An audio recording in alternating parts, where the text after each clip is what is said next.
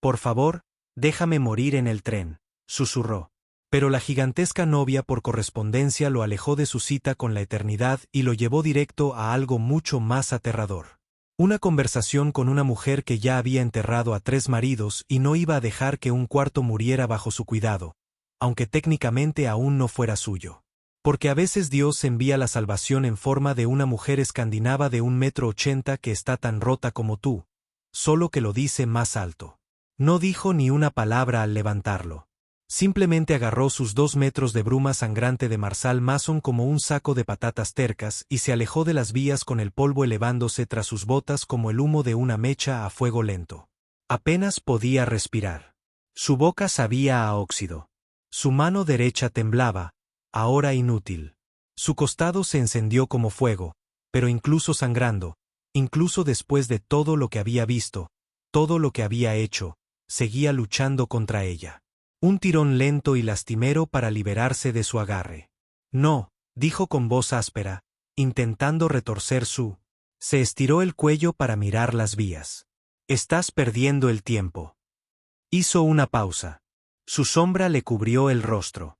Su voz, cuando llegó, fue dura como un hueso seco. Si pudieras morir así de fácil, dijo. Ya lo habrías hecho. Siguió caminando. El viento aullaba bajo a través de la hondonada. ¿Qué quedó de ella? Medio pueblo calcinado hasta los huesos, puertas tapiadas, un bar quemado, agujeros de bala en cada señal. Una de las tumbas junto a la iglesia había sido desenterrada. Pasaron junto al ennegrecido cobertizo de carga. Mason percibió un leve olor a hollín y quesosa. Una cruz carbonizada se apoyaba en lo que quedaba de un muro. Parpadeó una vez, inundado de recuerdos. La risa de Elizabeth resonando en el cañón. Una cinta amarilla en el pelo. Una promesa hecha a la luz del fuego y rota antes de que llegara la mañana. Ahora estaba en los brazos de una desconocida. Una desconocida vestida de crema con el polvo acumulado hasta las rodillas y un revólver balanceándose en su cadera como si perteneciera allí. Tenía un anillo de bodas oxidado en una cadena alrededor de su cuello. Su sangre manchó su vestido. Lo llevó a lo que solía ser la oficina de correos. Abrió la puerta de una patada con un gruñido.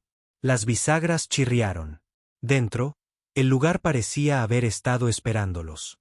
Una C, una palangana, un cubo, una vela parpadeando en un farol oxidado, una escopeta apoyada junto a la chimenea, un fajo de cartas quemadas en los bordes.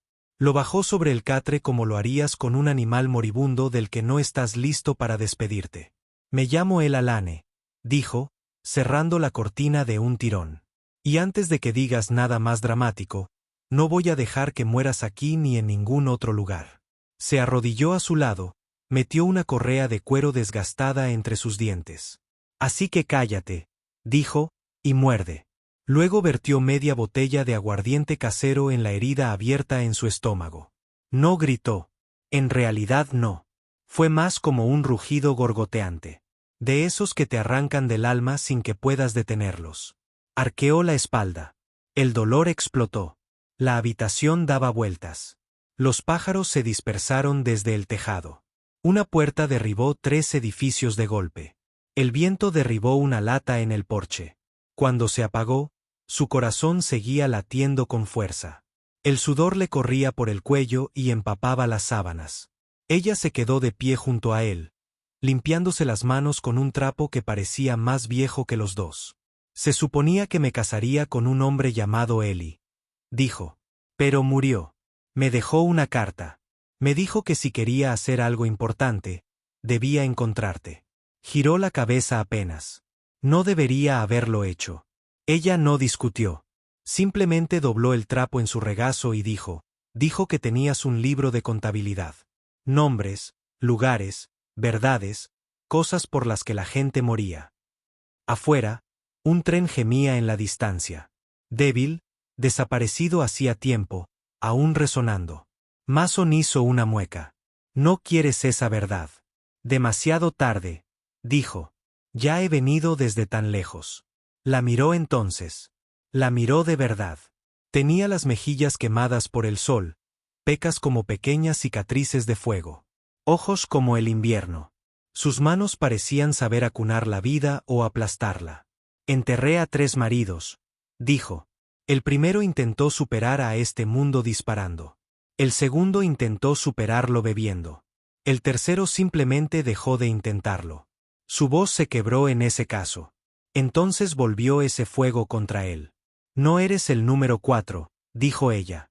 Él rió entre dientes, pero salió húmeda. Doloroso. Escupió sangre en el cubo junto a la cama. ¿Quieres salvar a alguien?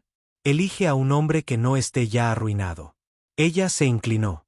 Él podía olerla. Polvo, sal, metal, vida. No confundas roto con acabado. Él no respondió. Ella no necesitaba que lo hiciera. En cambio, se quedó de pie, cruzada hacia la chimenea. Fue entonces cuando vio la talla sobre la repisa, quemada en la madera, irregular y furiosa. Esta tierra nos debe sangre. Cobramos en su totalidad. La miró fijamente. ¿Quién escribió eso? Ella no respondió. Solo miró por la ventana. Tal vez no importaba. Tal vez ya lo sabía. El viento arreció. En algún lugar del camino, una contraventana golpeó. El Aner regresó hacia él y le puso un libro encuadernado en cuero sobre el pecho. Pesado, grueso, cubierto de polvo. Parpadeó, tragó saliva. Sus dedos se curvaron sobre él. El libro de contabilidad. No lo había visto en años. Dentro había nombres, lugares, tratos sucios y testigos muertos.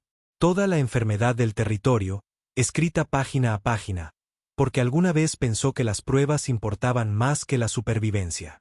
Intentó quemarse de inmediato. No pudo. Dime por dónde empezar, dijo ella. Él la miró. Seguro que quieres entrar. Ella se sentó a su lado. El catre crujió bajo su peso.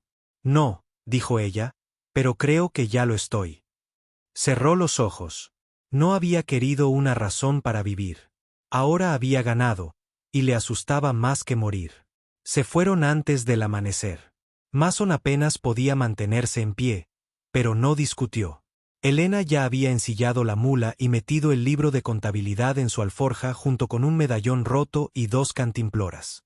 Lo ayudó a levantarse, con los brazos sobre los hombros, y cabalgaron como sombras hacia la tenue luz gris. 2 personas unidas por la terquedad, el dolor y algo que ninguno de los dos quería nombrar todavía. El aire olía a salvia y polvo.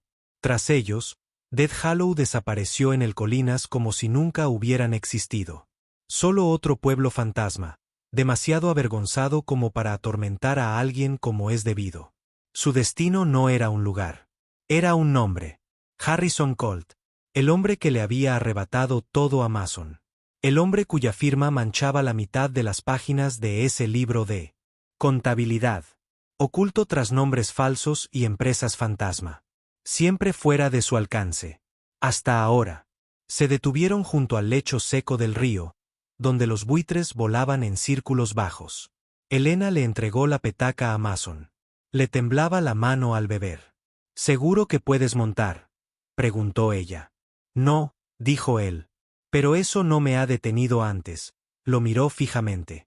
¿Alguna vez has pensado en qué harás cuando él ya no esté? Mason apretó la mandíbula. No respondió de inmediato. ¿Alguna vez has pensado en lo que le pasa a una bala después de salir del cañón?, preguntó. Ella apartó la mirada. Solo si fallo. Cabalgaron en silencio después de eso. Al anochecer, acamparon cerca de una capilla derruida. Mason se sentó junto al fuego mientras ella volvía a coserle las vendas, con más suavidad esta vez. Tiempo. La cicatriz en su costado latía como un recuerdo. Sus manos se movían sin necesidad de mirar. ¿Cómo murió Ellie?, preguntó. Sus ojos se quedaron fijos en la aguja. Un disparo. Por la espalda. Por un chico al que intentó alimentar. Tiró del hilo con fuerza. Ni siquiera cogió el dinero. Él se estremeció. No debí haber preguntado. No, dijo ella. Debiste haberlo hecho. Ellie fue el primer hombre que no me trató como un problema que resolver. Simplemente me dejó en paz. Hizo una pausa y añadió, él creyó en ti. Mason miró fijamente el fuego. Vio formas en él. Rostros. Ni siquiera creo en mí. Le dio una loncha de cecina. Entonces cree en su fe. Hasta que puedas encontrar la tuya de nuevo. El fuego crepitó. A lo lejos, un coyote aulló. Cuando por fin durmieron, no fue por mucho tiempo. Al amanecer, oyeron caballos. 6. Mason se despertó sobresaltado con un siseo, agarrando la escopeta. Elena ya estaba levantada. El revólver amartillado. Marsal Hayes. Una voz gritó desde el bosque. El sur. Demasiado limpio. Venimos en son de paz. Pensé que querrías hablar de ese libro. A Mason se le revolvió el estómago. Reconoció esa voz. Henry Mallerie. El hombre de limpieza de los Coults. Sonreía como un banquero. Mataba como un carnicero. Ella Lane lo miró. Corre. Negó con la cabeza. No tenía sentido. Nos rastrearon hasta aquí. Nos plantaremos. Asintió una vez y lo besó. No fue suave. No fue dulce. Era algo antiguo, algo desesperado. El tipo de beso que le das a alguien cuando hay una posibilidad real de que sea el último. Cuando se interrumpió, le tocó la mejilla. No mueras, Marsal. Él asintió, demasiado aturdido para responder. Luego se giraron y encararon los árboles. La pelea fue rápida y brutal. Mason le dio un golpe en la pierna a uno antes de que lo derribaran. El aner se movió como el humo, derribando a dos con disparos limpios. Pero entonces el último se acercó y la placaje con fuerza. Su revólver giró hacia la tierra. El aner. Mason rugió, arrastrándose por el suelo, buscando la escopeta. El hombre levantó su cuchillo. Ella agarró su muñeca en el aire. Retorcido. Cabezazo. Él gritó. Entonces ella hundió su rodilla en su garganta. Silencio. La sangre empapó las raíces. Ella jadeó, temblando. Mason la miró como si no fuera real. ¿Estás bien? Él se agachó. Ella caminó hacia él, tomó su mano, presionándola contra su corazón. ¿Sientes eso? Ella susurró. Él asintió. Ese es el sonido de una mujer que nunca te dejará morir solo. Parpadeó para contener algo caliente detrás de sus ojos. Enterraron los cuerpos, tomaron toda la munición que pudieron, quemaron el resto. Luego siguieron escribiendo. Cuanto más se acercaban al complejo de Colt, más fuertes eran los recuerdos. Las cartas de Elizabeth. El bebé que nunca lo logró. La iglesia que ardió. La cruz que aún cargaba. Pero esta vez no la cargaba solo. Al llegar a la colina que dominaba la finca de Colt, un reluciente nido de serpientes de hombres, dinero y asesinatos, Mason se volvió hacia Eleanor. Esto termina mañana. Ella no se inmutó. Entonces hagamos que mañana cuente. Se sentaron juntos esa noche en silencio, observando el destello de las luces abajo. Y por primera vez en años, Mason Hayes sintió algo parecido a la esperanza. No porque la venganza estuviera cerca, sino porque alguien finalmente había llegado lo suficientemente lejos como para alcanzarlo. El plan no era complicado. La nena iría primero, vestida de mensajero. Los hombres de Colt no dispararían a una mujer cabalgando a plena luz del día. A menos que ella les diera una razón. Mason daría un rodeo, tomaría la colina y encontraría el camino hacia la vieja capilla al borde de la propiedad.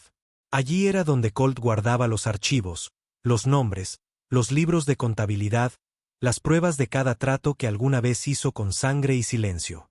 Pero a Mason ya no le importaban las pruebas. Quería al hombre. Quería que el silencio terminara.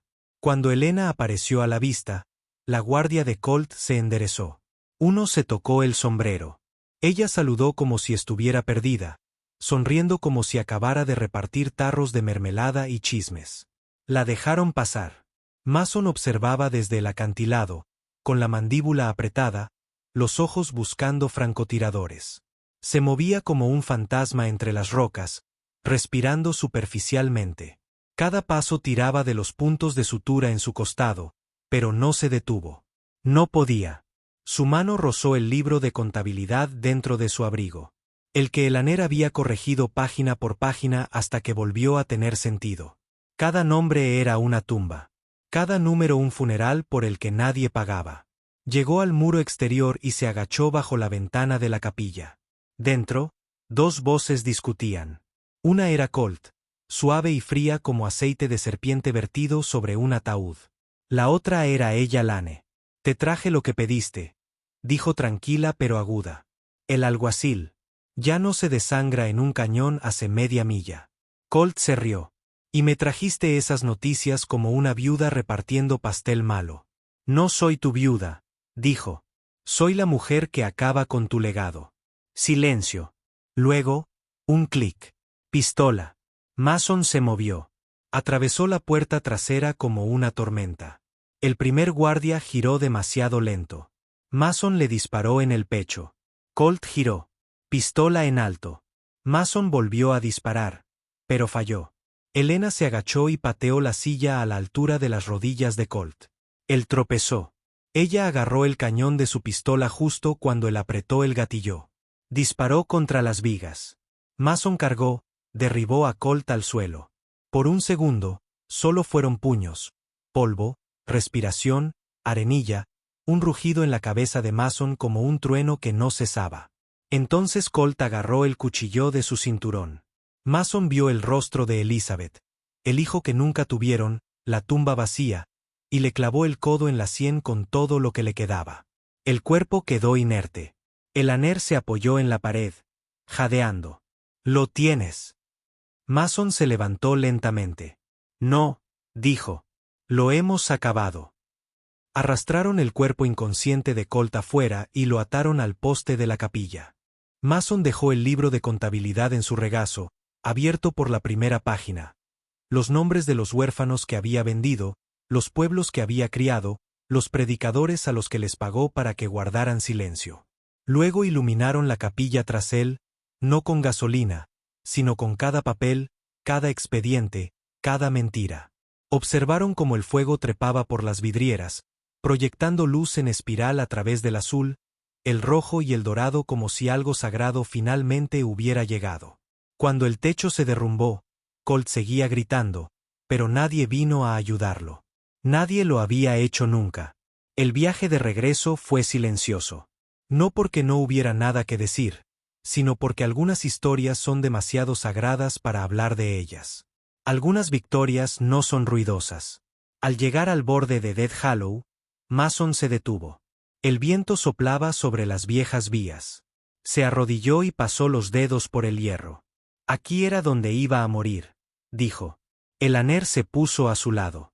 Y ahora la miraba, con la mirada más clara, los hombros más pesados, el trasero erguido. Ahora es donde empecé. Ella asintió.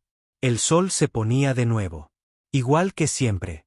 Pero esta vez se sentía diferente. No como un final, como una puerta. Ella le tomó la mano. Él no se apartó.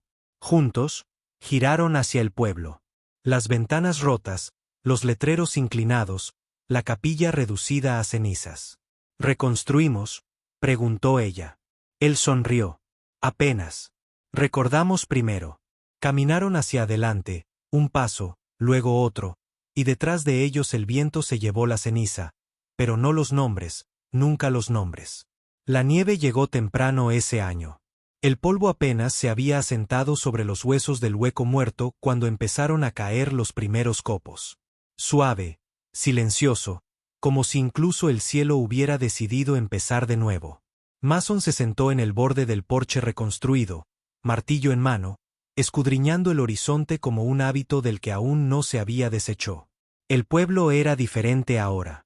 No ruidoso, no bullicioso, pero respirando de nuevo. El almacén de carga tenía techo. La capilla tenía una puerta nueva de pino en lugar de roble. Sin vidrieras, solo ventanas transparentes que dejaban entrar la luz. Y la oficina de correos, que ahora era una escuela. 3 niños jugaban afuera, persiguiendo un aro con un palo. Uno de ellos, el más pequeño, se parecía al hermano de Elizabeth. La misma sonrisa torcida, los mismos pasos salvajes. Mason se tragó el nudo en la garganta. Seguía sin saber qué hacer con la paz. Se sentía extraña en su pecho, como un arma que ya no llevaba. El aner salió, con las mangas arremangadas y el delantal espolvoreado con flores. Sigues viéndote así, dijo. La gente empieza a pensar que disfrutas de estar vivo. Soltó una risita suave. Estoy en ello. Le entregó una taza de café negro fuerte, sin azúcar, como solía tomarlo en sus patrullas. Pero esto ya no era una patrulla. Esto era su hogar. Tras ellos, las paredes de la casita estaban llenas de nombres, tallados a mano, uno cada semana. Los nombres de aquellos perdidos, no solo por el culto, sino por el silencio que lo dejó prosperar. Nombres que Mason recordaba. Nombres que ella Lane encontró en trozos de cartas, libros de contabilidad olvidados, lápidas rotas. No era justicia. No era venganza. Era memoria. Ese tipo de justicia silenciosa que no exige atención, solo presencia. Esa noche, la nieve se amontonaba en la barandilla del porche. El fuego crepitaba abajo. Mason se sentó en el suelo, con la espalda contra la chimenea, los ojos cerrados.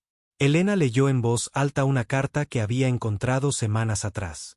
Una de las últimas de Ellie, dijo él. Ella susurró que las únicas personas que salen de lugares como este son las que aprenden a quedarse de todos modos, que plantan raíces en la ceniza y la llaman tierra, que aman cosas que no tienen sentido amar. Ella lo miró. Eres una de esas personas ahora, Marsal. Abrió los ojos. Tú también. El silencio después se sintió cálido, como algo merecido. Más tarde, cuando los niños dormían en la litera de la escuela y el viento aullaba contra las ventanas, Mason finalmente le hizo la pregunta que lo había atormentado desde el tren. ¿Por qué volviste?, dijo. Podrías haber ido a cualquier parte. Dejar todo esto atrás. Casarte de nuevo. Empezar de cero. Ella se quedó mirando el fuego un buen rato y luego dijo, estaba cansada de empezar de cero. Mason la miró. No era hermosa como el mundo decía que debían ser las mujeres. Tenía las manos callosas, la nariz ligeramente torcida por una pelea de la que no le gustaba hablar. Su voz era demasiado fuerte, su risa demasiado cruda. Pero en ese momento, era lo más honesto que había visto en su vida. Le tomó la mano. Esta vez, ella no dudó. Creo, susurró. Así se siente empezar con alguien. Ella no respondió. No tenía por qué hacerlo. Afuera, la nieve seguía cayendo. Adentro, el mundo se reconstruía. No de golpe, no con fuerza, sino pieza por pieza. Y cuando Mason cerró los ojos esa noche, no vio la vía férrea. Vio nombres en las paredes. Niños riendo. Una mujer que no lo salvó porque fuera especial, sino porque se negó a dejar que la muerte dictara las reglas. Porque a veces la historia no se trata de a quien le dispararon o de quien apretó el gatillo. A veces se trata de quien se quedó, quien te cargó cuando querías morir, quien se sentó a tu lado mientras aprendías a vivir de nuevo y quien susurró cuando el mundo se quedó lo suficientemente en silencio como para oírlo. No estamos rotos, nos estamos transformando. Si esta historia te conmovió, si te hizo sentir algo aunque fuera por un segundo, entonces esto es solo el principio. Asegúrate de suscribirte al canal y activar la campana de notificaciones para no perderte la próxima historia que podría hablarte directamente al alma. Contamos historias que se quedan contigo, que te recuerdan lo que significa ser humano. Y créeme, la próxima te impactará aún más.